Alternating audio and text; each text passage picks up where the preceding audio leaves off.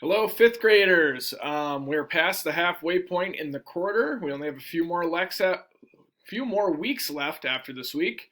So good job, guys. Most of you have all your stuff turned in. Just a reminder, all stuff is due on Friday that I put out today. So make sure you're getting your work in on time.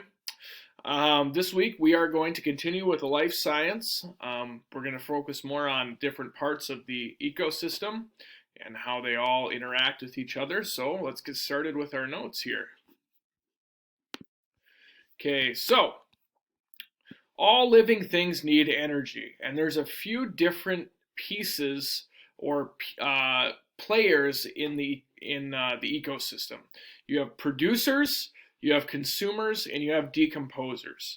And you guys may or may not have heard of these different parts of the ecosystem before, but if you have, this is going to be a review. If you haven't, I hope you enjoy it. So, first, at the bottom of our food chain, which we're going to talk about later, we have producers.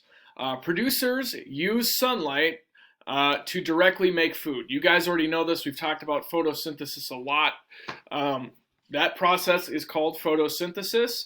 So examples of producers are plants, algae, some bacteria. So any organism that uses sunlight to create their food is a producer. They're producing the energy in the food chain, okay? So they don't, because sunlight doesn't have any mass, right? They're not getting the weight from the sunlight. They're not getting, their food isn't just sunlight, right? In photosynthesis, they have carbon dioxide and water, which is the majority of the mass. The energy that is in the bonds of their glucose, comes from sunlight. So anything that makes energy or makes food from sunlight is a producer. The other part of our ecosystem, or one of the other parts, are consumers. And consumers are organisms that eat other organisms. So anything that gets their energy by eating something else is a consumer. Humans are consumers, right? We eat vegetables and fruits and meat. We get all our energy by eating other organisms. So there's many different types of consumers. We have herbivores. In the word you see herb, which means, plants. They only consume plants. So examples are like the zebra. Grasshoppers only eat grass. Prairie dogs only eat grasses. Bison only eat plants. Deer, like in Minnesota, we can think of deer or grouse. They only eat plants. So anything that only eats plants is an herbivore. Another type of consumer is a carnivore. Carnivores only eat meat, right? So examples of carnivores are coyotes. Hawks only eat other things. Badgers only eat other things. If you look outside of that, we have like mountain lions. Mountain lions only eat other organisms. In Minnesota, we have wolves. Wolves would be an example of a carnivore because they only eat meat. Other types of organisms in our ecosystem are omnivores. Omnivores eat plants and animals. For example, this mouse eats insects and eats grass. Humans, I would consider myself an omnivore, right? I eat vegetables, I eat meat, so I eat a variety of different organisms to get my energy, not just plants, not just other animals. Another type of organism that's a consumer is a scavenger. So these eat only dead meat and plants. So the biggest example is like a vulture, right? Vultures only eat things that are dead. Our other part of our ecosystem, our last player in the ecosystem, are decomposers. These are organisms that get their energy by breaking down dead organisms. These aren't animals that eat dead organisms. They're not breaking them down per se, right? They're just eating them. These organisms break down the dead things on a very small scale. So examples are like bacteria and fungi. These break down dead organisms into, microscopic levels.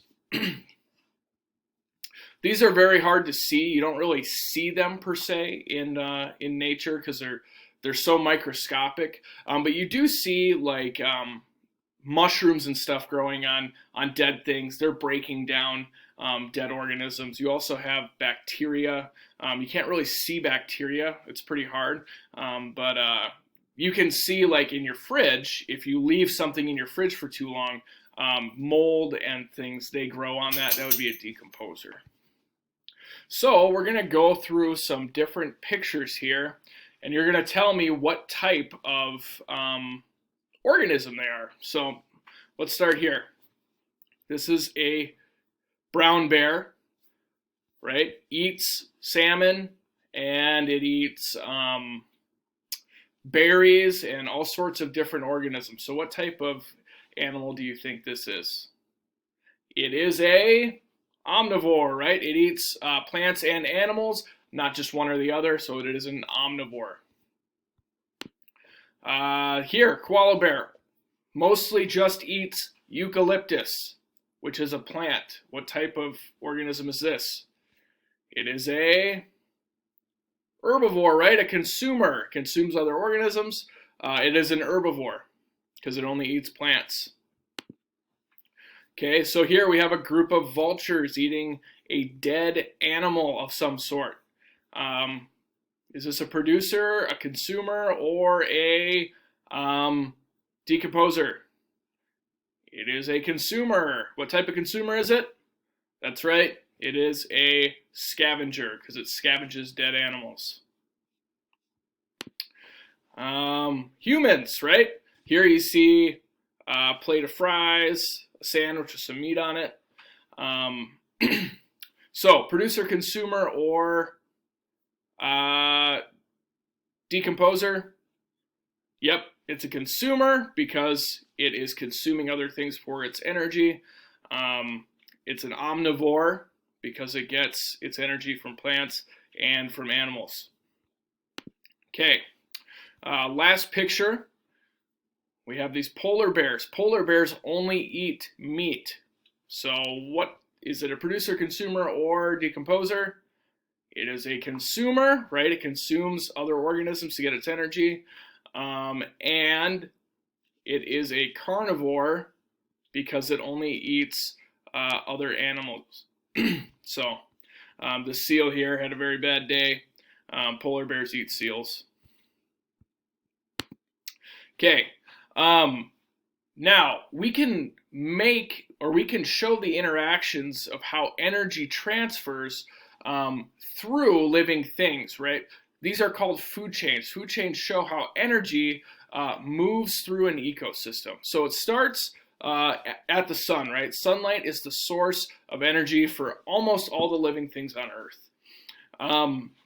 You start at your producers. So plants use the energy in sunlight to make food, right? They use sunlight, water, CO2, and they make glucose and oxygen. Your consumer, one consumer will eat the producer, like this prairie dog, which is an herbivore. It eats the producer to get its energy. Another consumer may eat the prairie dog to get its energy, right? So it might go producer, herbivore, carnivore, and then when that carnivore dies, a vulture may eat it, right? That's another consumer, but it's a scavenger. And then when that turkey vulture dies, a decomposer decomposes its what it's made of.